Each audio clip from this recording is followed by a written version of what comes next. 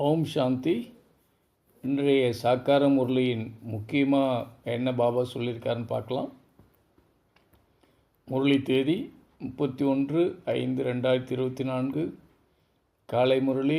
ஓம் சாந்தி. பாப்தாதா மதுபன்.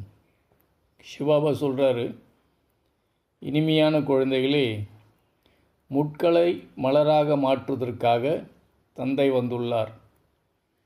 அனைத்திலும் மிக பெரிய முள் தேக அபிமானம். இதன் மூலமாகவே மற்ற அனைத்து விகாரமும் உருவாகின்றன. எனவே ஆத்ம அபிமானி ஆகுங்கள் அப்படின்னு பாபா ஹெட்டிங்கில் சொல்கிறார். கேள்வி: பக்தர்கள் தந்தையின் எந்த ஒரு செயலை புரிந்து கொள்ளாத காரணத்தால் சர்வ வியாபி என்று கூறிவிட்டனர். பதில்: பாபா பல வேடம் தரிப்பவராக இருக்கின்றார். எங்கு தேவை ஏற்படுகின்றதோ அங்கே ஒரு வினாடியில் எந்த ஒரு குழந்தையிடமாவது பிரவேசம் செய்து எதிரில் உள்ள ஆத்மாவிற்கு நன்மை செய்து விடுகின்றார். பக்தர்களுக்கு சாட்சாத்காரம் தருகின்றார். அவர் எங்கும் நிறைந்தவர் அல்ல, ஆனால் அவர் மிக வேகமாக பறக்கும் ராக்கெட். பாபா வருவதற்கோ செல்வதற்கோ நேரம் அதிகமாகாது. இந்த விஷயத்தை புரியாத காரணத்தால் பக்தர்கள் அவரை சர்வவியாபி என்று கூறிவிட்டனர். ஓம் சாந்தி. இது ஒரு சிறிய பூஞ்சோலை, மனிதர்களால் ஆன மலர் தோட்டம்.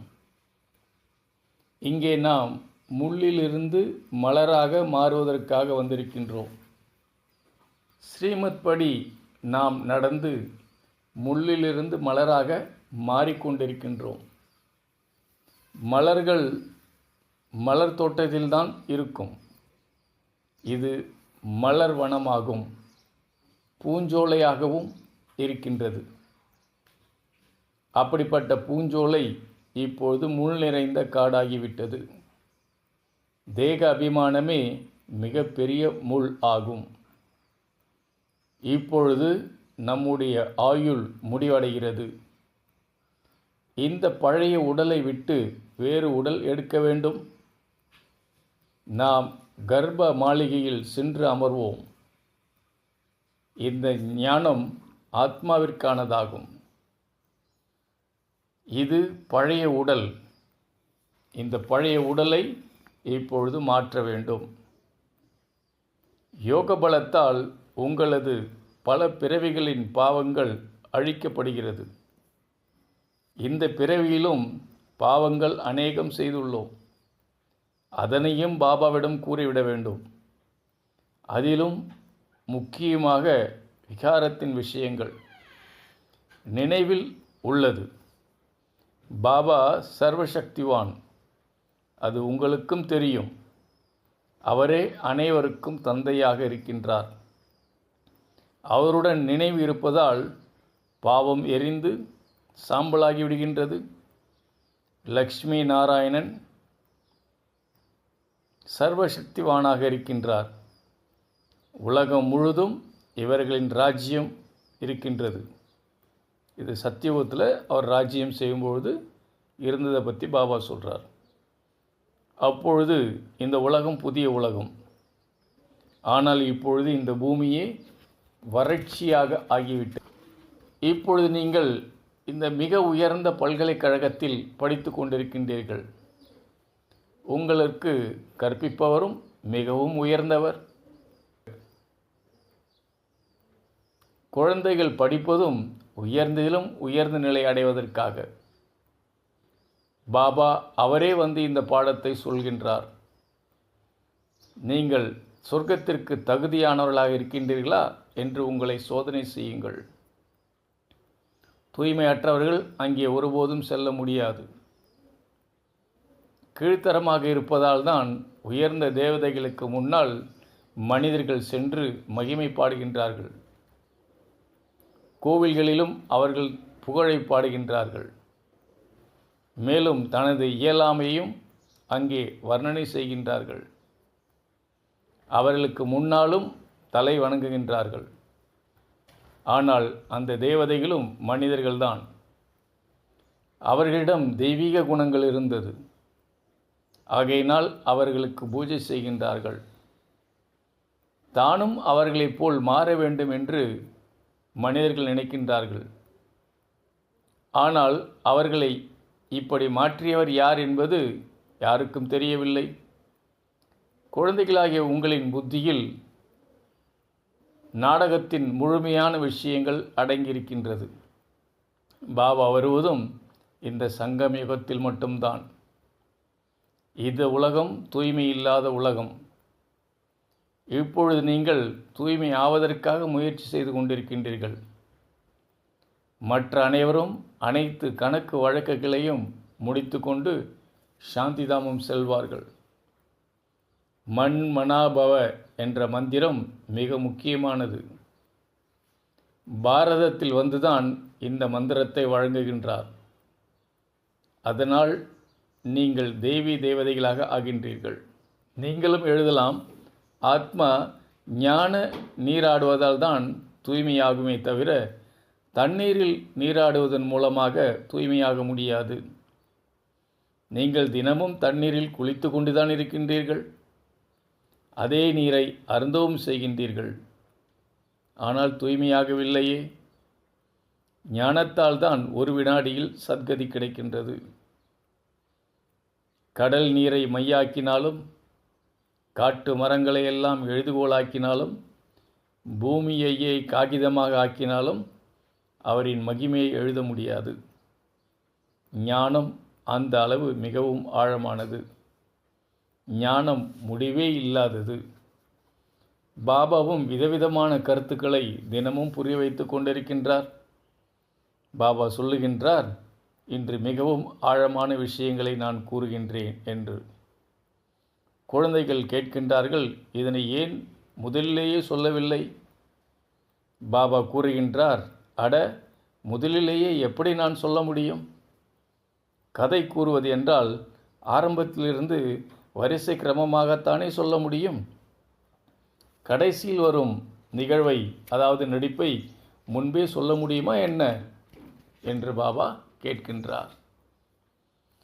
ஆங்காங்கே பார்க்கும் பொழுது மனிதர்கள் மிகவும் புத்திசாலிகளாக இருக்கின்றார்கள். அங்கே குழந்தைகள் அந்த அளவிற்கு புத்திசாலியாக இல்லாத பொழுது நானே அவருக்குள் பிரவேசம் செய்து அவர்களுக்கு உதவி செய்கின்றேன். ஏனெனில் பாபா மிகவும் சிறிய ராக்கெட்டாக இருக்கின்றார். பாபா வருவதற்கும் செல்வதற்கும் நேரமாகாது. இதையே அவர்கள் பல ரூபதாரி, அதாவது சர்வவியாபி என்று புரிந்து கொண்டார்கள். ஆத்மா தன்னுடைய சம்ஸ்காரத்தை உடன் எடுத்து செல்கிறது. வேத சாஸ்திரம் படிப்பதில் உலகில் அநேகர் ஈடுபடுகின்றனர். இறுதி நிலைதான் ஆதி நிலையாக உருவாகின்றது அல்லவா? அது அந்து மதி சோகதி அப்படின்றார்.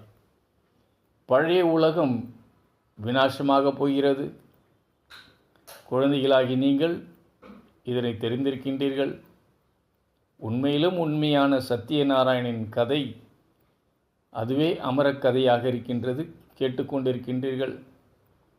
கதையும் ஒன்றுதான், அதனை சொல்பவரும் ஒருவர்தான். ஆனால் பக்தியில் அதனை சாஸ்திரமாக்கி விட்டார்கள். கதைகளில் அனைத்து விஷயங்களும் உங்களை பற்றியே குறிப்பதாக இருக்கிறது. அதனையே பின்னாளில் பக்தி மார்க்கத்தில் அனைவரும் பயன்படுத்துகின்றனர். இது ஒரு மிகப்பெரிய எல்லையில்லாத விளையாட்டாகும். இது நாடகமாகவும் அமைக்கப்பட்டிருக்கிறது. இதனை முதலும் முடிவும் இல்லாத அழிவற்றது என்றும் சொல்ல முடியும். நாம் அனைவரும் ஆத்மாக்கள். இந்த ஞானம் வேறு யாருக்கும் இல்லை. இங்குள்ள அனைத்து ஆத்மாக்களின் நடிப்பும் நாடகத்தில் நிச்சயிக்கப்பட்டிருக்கிறது. யாருக்கு எப்பொழுது நடிப்பு இருக்குமோ அவர் அந்த சமயத்தில்தான் வருவார். தூய்மையற்ற நிலையிலிருந்து தூய்மையாக வேண்டும். பாபா சொல்லுகின்றார், என் குழந்தைகள் காமச்சிதையில் அமர்ந்து பஸ்மமாகிவிட்டனர். இதுதான் யதார்த்தமான விஷயம். அழியாத ஆத்மா இது. பிரம்மாவின் உடல் இருக்கையாக இருக்கின்றது. ஆகையினால் இந்த உடலில் பிரவேசமாகின்றேன். இது எனக்கு வாடகை வீடாகவும் இருக்கிறது. பிரம்மாவை பற்றியும் உங்களிடம் வெளியில் இருப்பவர் கேட்பார்கள், இவர் யார் என்று. அவர்களை பற்றி எழுதுங்கள். பகவான் இவரின் சாதாரணமான உடலில் வருகின்றார். இவரே 84 பிறவிகள் எடுத்து சாதாரண நிலையில் இருக்கின்றார் இப்பொழுது. பிறகு இவரே கிருஷ்ணராகின்றார். கல்ப மரத்தின் கீழ் தபஸ்யா செய்வதாக காட்டப்பட்டிருக்கின்றார்கள். திரிமூர்த்தியை, சிவனை அநேக பேர் பார்த்திருக்கின்றார்கள். ஆனால் அர்த்தம் எதுவும் புரிந்து கொள்ளவில்லை. ஸ்தாபனை செய்பவரே பிறகு அதனை பாலனையும் செய்வார். ஸ்தாபனை சமயத்தில் பெயர், ரூபம், தேசம், காலம் வேறு ஆக மாறிவிடும். பாலனை சமயத்தில் பெயர், ரூபம், தேசம், காலம் வேறாக மாறியிருக்கும். இவை எல்லாமே சுலபமான புரிந்து கொள்ள வேண்டிய விஷயங்களாகும். இந்த ஞானமும் மிகவும் சுலபமானது. 84 பிறவிகளும் தேவதைகள் தான் எடுக்கின்றார்கள்.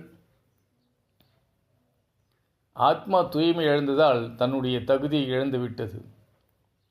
ராம், சிவனின் வழியில் நீங்கள் ராஜ்யம் அடைந்தீர்கள். ராவணனின் வழியில் ராஜ்யத்தை இழந்தீர்கள்.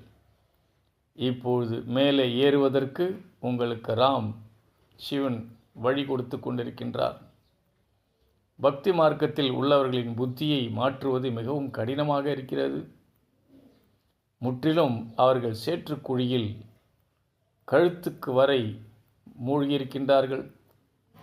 எப்பொழுது அனைவருக்கும் முடிவு வருகிறதோ அப்பொழுதுதான் நான் வருகின்றேன் என்று பாபா கூறுகின்றார்.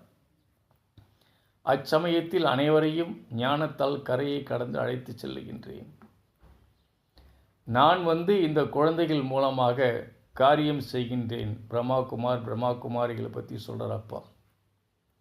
உங்களைத்தான் உண்மையான இறை சேவகன் என்று சொல்ல முடியும். இந்த சேவைதான் மிக அனைத்தையும் உயர்ந்த நல்ல சேவையாகும். குழந்தைகளுக்கு இப்பொழுது ஸ்ரீமத் கிடைத்திருக்கின்றது. கல்பம் முன்பு கூட யார் தேவி தேவதைகள் ஆனாரோ அவர்களே இப்பொழுது வருவார்கள். இவைகள் அனைத்தும் நாடகத்தில் நிச்சயிக்கப்பட்டிருக்கிறது. உங்களுக்கு தெரியும், பகவான் வருவதே கல்பத்தில் சங்கம யுகத்தில் மட்டும்தான். அச்சமயத்தில்தான் பக்தியின் வேகம் அதிகரிக்கின்றது. பாபா அனைவரையும் அழைத்து செல்லுகின்றார் தன்னுடனே. இப்பொழுது உங்கள் மீது குரு தசை நடக்கிறது. சிலருக்கு செவ்வாய் திசை, சிலருக்கு ராகு திசை நடைபெறுகிறது என்று பாபா கூறுகின்றார். நல்லது.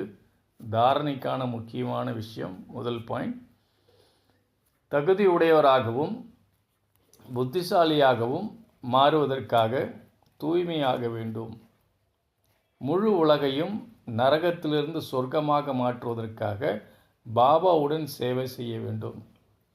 நீங்கள் இறை சேவகன் ஆக வேண்டும். இரண்டாவது, கலியுகத்தின் பழக்க வழக்கம், குலமரியாதை, சடங்குகளை விட்டு சத்திய மரியாதைகளை கையாள வேண்டும். தெய்வீக குணத்தில் முழுமையடைந்து தெய்வீக சம்பிரதாயத்தை ஸ்தாபனை செய்ய வேண்டும். வரதானம், அசுத்தத்தின் அம்சமாகிய சோம்பல் மற்றும் கவனக்குறைவை தியாகம் செய்யக்கூடிய முழுமையாக விகாரமற்றவர், அதாவது முழுமையாக தீய குணங்களில் இல்லாதவர்கள் ஆகுங்கள். விளக்கம், தினச்சரியத்தில் ஏதாவது ஒரு காரியத்தில் முன்பின் ஏற்படுவது, சோம்பலில் வருவது அல்லது கவனக்குறைவாக இருப்பது, இது விகாரத்தின் அம்சமாகும். இதன் பாதிப்பு பூஜ்ய நிலையில் ஏற்படுகிறது. பக்தியில் உங்களுக்கு பூஜை செய்யப்படும் பொழுது இதனுடைய தாக்கம் ஏற்படுது என்றார். ஒருவேளை நீங்கள் அமிர்த வேளையில் விழிப்புணர்வு ஸ்திதியின் அனுபவம் செய்யவில்லை எனில் வலுக்கட்டாயமாக அல்லது சோம்பலுடன் தியானத்தில் அமர்கின்றீர்கள் எனில் உங்களுடைய பூஜாரியும் கூட பக்தி மார்க்கத்தில் வலுக்கட்டாயமாக அல்லது சோம்பலுடன் பூஜை உங்களுக்கு செய்வார். எனவே சோம்பல் மற்றும் கவனக்குறைவையும் நீங்கள் இப்பொழுது தியாகம் செய்யுங்கள். அப்பொழுதுதான் சம்பூர்ண நிர்விகாரி ஆக முடியும். ஸ்லோகன்: சேவை நன்றாக செய்யுங்கள், ஆனால் வீண் செலவுகள் எதுவும் செய்யாதீர்கள். ஓம் சாந்தி. தேங்க்யூ பாபா.